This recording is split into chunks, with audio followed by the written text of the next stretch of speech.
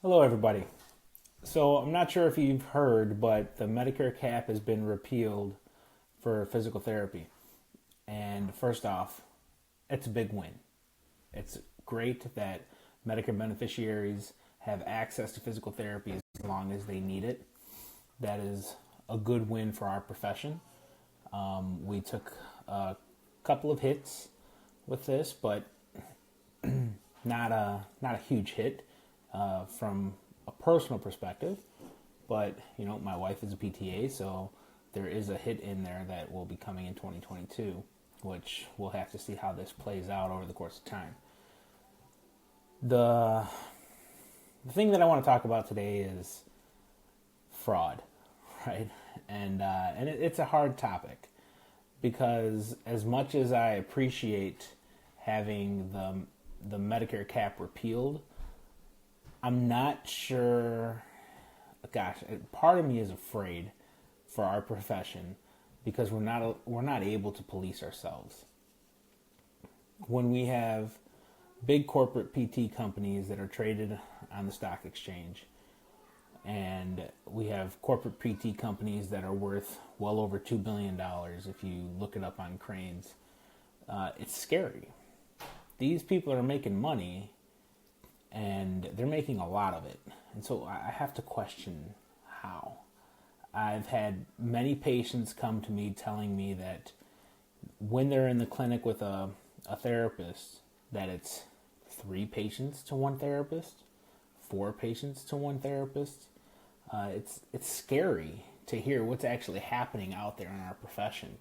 And by repealing the Medicare cap, it's going to continue to promote this attitude because previously Big Brother, as much as I'm opposed to government stepping in, previously Big Brother was stepping in to limit Medicare beneficiaries' access to physical therapy after a certain dollar amount. They would have to undergo a manual medical review, and that was one way of policing our profession. This review now takes place at $3,000, and theoretically, if the patient is medically necessary to be in physical therapy, the patient can continue. There's a lot wrong with our profession in physical therapy, and if patients aren't aware of it, then they think that it's normal.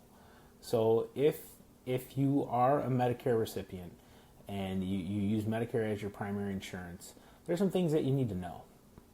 The first thing that you need to know is that being in physical therapy has to be medically necessary, which means that if you could do your exercises at home and your therapist is just keeping you in the clinic 3 times a week for 4 weeks, you have to question, is the therapist doing that because it's what's best for you as the patient?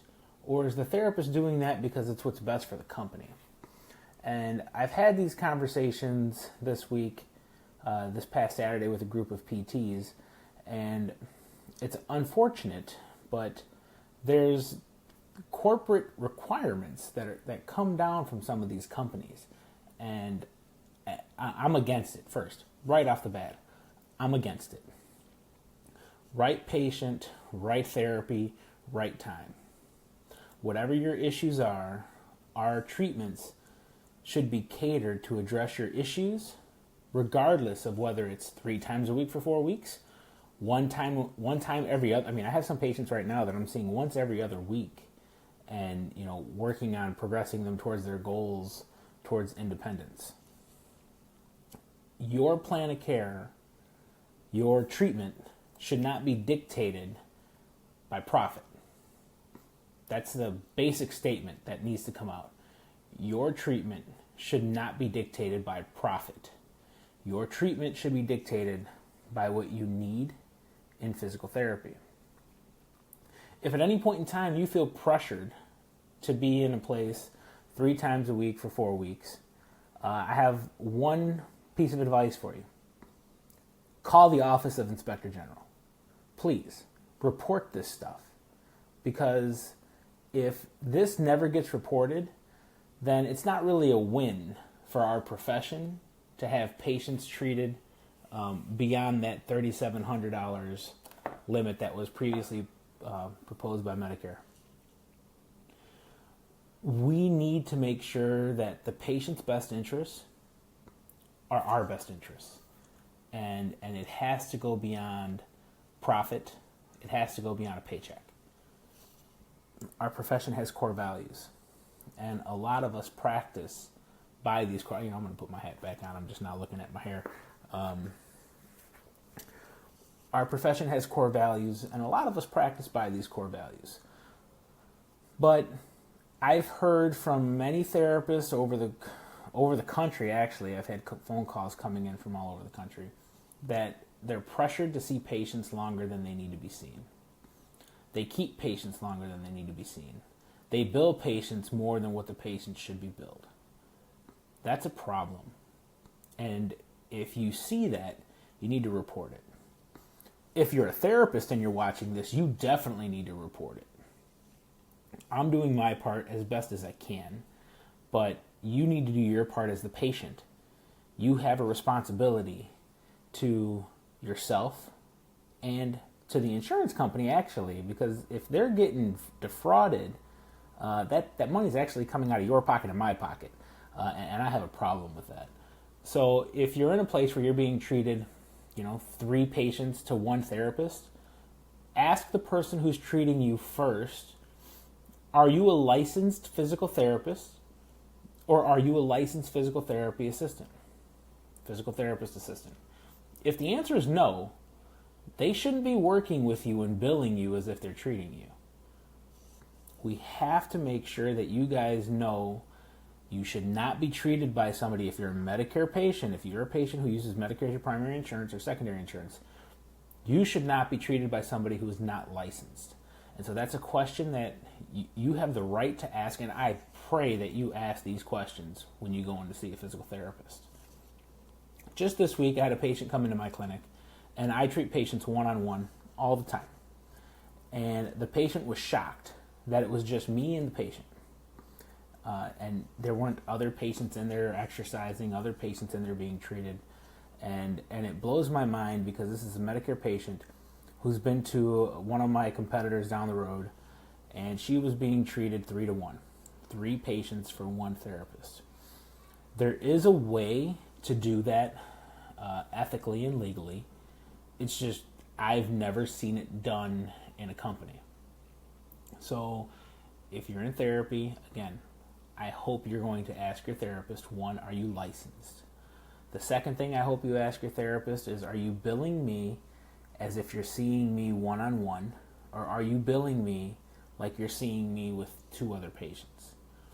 And the reason why that needs to be asked is we get paid very different if we're seeing a patient one-on-one versus if we're seeing a patient with two other patients with Medicare. And Medicare is a powerful entity. So if you're a Medicare patient and the other patient that's in there is non-Medicare but is a private insurance, Medicare still wins. Medicare still trumps. And so we have to follow those rules where even if it's a patient who's paying cash or paying with another insurance, we still shouldn't be seeing you. I say we still shouldn't. It is not right for us to treat you in the presence of another patient and bill the insurance companies if we're treating you one-on-one. So again, the more you know, the more you can ask. This is coming from a physical therapist that is looking out for the best for patients. Unfortunately, it's probably not the best thing for the people that I work with. Not the best for my colleagues. I've had some shots taken at me over the years saying that I'm out of line with what I'm saying. You need to know that you have rights and your best interests need to be our best interests. If you have any questions, hit me up on Facebook. You can find me at movementthinker.org. You can leave me a message if you have a question, and this is something I take serious. So if you have a question about the care you're receiving, call me. Call me on Facebook, 815-210-4869. That's not an issue. Call my cell phone number. This is my profession. I need to protect it. You guys are our patients. We need to make sure we're doing right by you. Thanks. Have a good night.